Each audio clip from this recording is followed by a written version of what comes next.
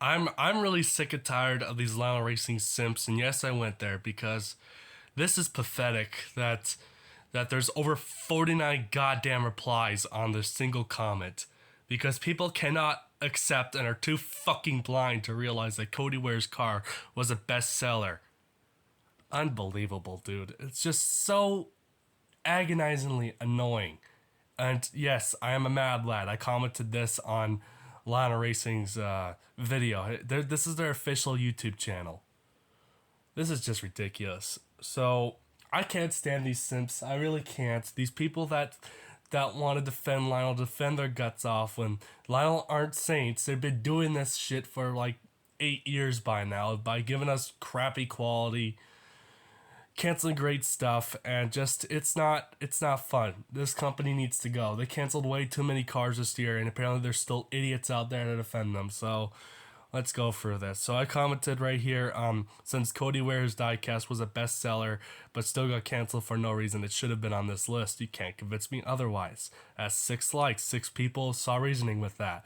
But then look at the reply ratio, 49 replies, because there's 3 people that cannot get it in their thick skull that it was a bestseller. And someone named sorry, just gonna get that off the screen. NASCAR fan. I'm not sure if that's his actual name because they're going by their what is it? The new thing YouTube put on there. Yeah, not to mention it was a bestseller for about 3 weeks. 3 weeks, and it still got canceled. But then these morons still kept going on and on and on. And didn't even focus on this comment or this reply. Jesus Christ. Bestseller is a lot in a certain period. It does not mean it will make this list or NMQ. And Lionel does not set the NMQ. It is the factory that sets it. Oh, really? Show me proof that the factory sets the MMQ or whatever it is. Show me proof. Show me definitive proof. It seems like you guys that Lionel is bribing you guys to give you money to blame it all on the factory, not Lionel. Like I said like a minute ago, Lionel Racing are not saints, and it's just it's either that or you're extremely horny for Lionel. I went there too. I don't care. And I replied, and Lionel still cancel it, and the Simps for the Simps for this company will defend them no matter what. They said to Cody's face that they were going to make it, and they lied to him. Don't give me that bullshit. In fact, they did. They did tell Cody Ware that his car was going to get made. They did an interview to him, I believe, after Texas, I believe, when he was about to return in a car. I think it was at the Charlotte Roval, and they're talking to him about the diecast. What is this? Why? He said, did it make MMQ though? Yes, it did. It did make MMQ, or I think you mean MOQ. What the hell? Jesus. It did make MOQ. If it's a bestseller, I don't know. Yes, it did, because they canceled it because their pre-order system is garbage. It had plenty of pre-orders, but they still canceled it. I don't even know. These people are making me lose brain cells. Unfortunately, I feel like the only way we'll ever going to get a Cody Ware diecast now is if he wins the Daytona 500, since 500s are pretty much guaranteed to be made on all scales. And that's the same thing with Ryan Sieg. The only way we're ever going to get a Ryan Sieg car is if he wins a race. That's how we got our Jeremy Clements diecast. Well, I think we had one before that. But for sure, a Brandon Brown car. That's the only way we could get the Brandon Brown car. Yeah, not enough people will pre-order them. Bull crap. Yeah, and that with the Ryan Sieg car too, I replied to the comment above. They make all these Chase Salad cars with a different side sponsor 5 different times, but they can't make a Cody Ware diecast. Shaking my fucking head. Thank God there's Diecast Buffet. Indeed, Diecast Buffet is actually good with his customs. I'd rather buy his stuff for $30 than these cars that are cheaply made for $10 and that they look like shit. Because people don't know good stuff and they'll only rely on Chase merchandise. Why was it a bestseller then if it didn't make MOQ, huh? It's because people pre-order them, then a guy finishes 36 in every race. Don't give me that bullcrap. There is plenty of cars that finish 36 in a race that get made. Look, I'll show you. I don't know if you can see it. But I'll get a car. Here's. I'm not sure if you can see it, guys, but here's a J.J. Yaley car. I don't know where this car finished. Probably finished in the sub 30th. But this car was originally supposed to be driven by no other than Jennifer Jo Cobb. And yet this car got made. As you can see, it's a beautiful looking car. Glad it got made. So don't give me that bullcrap. Don't give me that bullcrap. J.J. Yaley finishes like that around that area every race in the Cup Series. So don't give me that bullcrap about Cody Ware. And it says, like I said, they don't know good products. They pre-order the same shit and don't give stuff a chance. I think it's time to cut out those casual buyers and only focus on the diehard NASCAR collectors of what they want and not the same 12 drivers. By that context, I mean these casual buyers should not pre-order, because all they're going to do is just pre-order Chase Elliott stuff, pre-order Hendrick, Joe Gibbs, Penske stuff. And what it should do is we should keep it with the diehard collectors, see what they want, and then they can pre-order, they can get whatever the hell they want after. They don't want to use a PTC mode in the Gold Series. LIK might be an option. I don't even know what the hell that is, but I would rather keep the EL mode. What are you talking about, dude? It was just, I don't know, just fucking, I don't know what's going on. Just never mind. It was a bestseller. Here's a good friend, Austin Windrick, as Mickey Elliott. If it was a bestseller and it didn't make MOQ somehow, then Lionel's MOQ is way too high. Exactly. They want freaking 2,100 pre-orders for this bullshit. It's way too much. Way too much. And so if they cut out these buyers, they will have to put the PTC mold in the Gold Series. Good God, I don't know how people don't see a problem with this crap. And then I put facts. 2,100 pre-orders for a 164 diecast, absolutely ridiculous. Did you really just say that it's time to cut out those casual buyers? What an enlisted statement that'd be like if McDonald's only served Americans. If they did, that NASCAR would be hurt. NASCAR needs more fans to come in our great way to make that happen. Let the actual collectors decide what they want before we get to that zone. Here's my question. What qualities someone has as an actual collector? Collectors like Original Big Bride, Diecast Buffet, etc., who have been collecting diecast, these NASCAR diecasts, for many years. It said, so what do the collectors get, new collectors get? The middle finger? And what about kids who have collected for a few years? Do they count? Or what about newer fans who want to get into collecting? They don't say. Listen, they deserve better as well with people who come in and watch the sport. They deserve better. And Lionel, unfortunately, they've been forced to deal with this crap for the last few years. And thankfully for myself, I had Spin Master, could see the difference and what was better. But unfortunately, these poor people have to deal with this horrendous garbage. What most of the new collectors get is just Chase Elliott and Hendrick stuff. Maybe even Kyle Busch, Eminem's car, and the McDonald's car, but that's it. That sounds pretty accurate of what these kids buy pretty much today. It's either Chase Elliott because he's the most popular driver, a Kyle Busch, Eminem's car, or a McDonald's car. And now the McDonald's cars are on bases like the Busch, Keystone, and Ace Shot cars. It said, okay, and people aren't allowed to have favorite drivers now. Okay, and what is your context? They don't give other drivers a chance. They only buy the same 12 drivers diecast and pass up a Cody Ware diecast because he sucks in their eyes. They also shouldn't have the right to pre-order, but they can still get their favorite drivers' cars when they released. It should be about what the diehard collectors want first.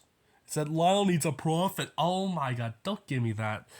They need a profit, and it's fine to only get like 10 to 30 diecasts like a year. If you don't like a driver, you don't need their diecast. If they could get a profit from people selling it on eBay and Amazon for extra bucks. Duh. And what they need to do is leave NASCAR. There's a reason why people are starting to stop collecting them. The other companies would do the same. No, they will not. Green Lights, if they came on board, they hardly cancel anything they offer. They've canceled one diecast in the last couple of years because of the pandemic. Otherwise, it's been almost a decade, so don't give me that. Doubt it, because at least they care for us. Of course, they only think about money. That's why they gave us bad quality products that have plenty of paint chips on them. I don't know if you did cut out his reply because there's so many. I don't know.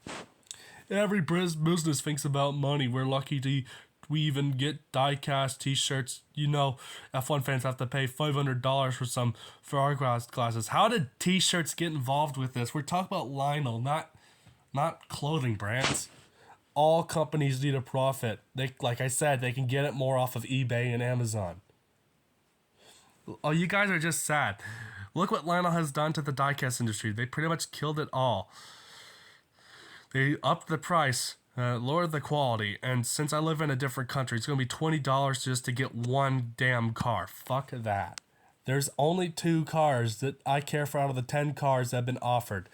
And that should say a lot. It's too expensive and unacceptable, which is why many people are not buying them anymore. And I might be one of those people. If they bring the PTC mold, the PT shit mold back to the Gold Series, I'll show how cheap they are. Bro thinks shipping costs are not universal. No, T just means they don't want every diecast made. What on earth are you talking about? Exactly like what I said. Do you even know what you're talking about? Some people don't want to buy every diecast. Yeah, duh, because Lionel makes it too expensive. It's unbearable. I could rather buy a Seth MacFarlane autographed photo than a diecast that looks like ass. And this is where you don't see his replies, but he basically, like I said, I'm going to pull up the diecast. He said that by his logic or something that by no one that wants to buy a car that finished sub 30th, that means that they just want to buy the same car that looks like the same thing. And I mean, look, the Martin Truex Jr. Auto Earns Insurance car and the Denny Hamlin FedEx cars are the same thing this year, but for a couple extra dollars. Yet people want to get that over a diecast that's different and unique like this. I don't even know, man. I can't with these people. I can't. But nobody wants to buy a car that finishes sub 30th. I put the quotation marks. It explained how J.J. Ealey's Arrowhead car got made in 164 then. That car finished sub 30th, and not to mention, Jennifer Jo Cobb was originally supposed to drive the damn car. Not to mention, it was supposed to be the car that Jennifer Jo Cobb was going to drive before the last minute change. They could get more profit from people buying their stuff off of eBay and Amazon. Not Greenlight also, but they canceled only one car due to the pandemic. Otherwise, it had almost been a decade. So no, lame-o. You clearly don't understand my comment. If a driver that finishes in the back of the field that the majority of the fan base doesn't care for, and it's a bad scheme, very few have a reason to buy it. If a driver that finishes well but isn't liked and has a bad scheme, it may sell.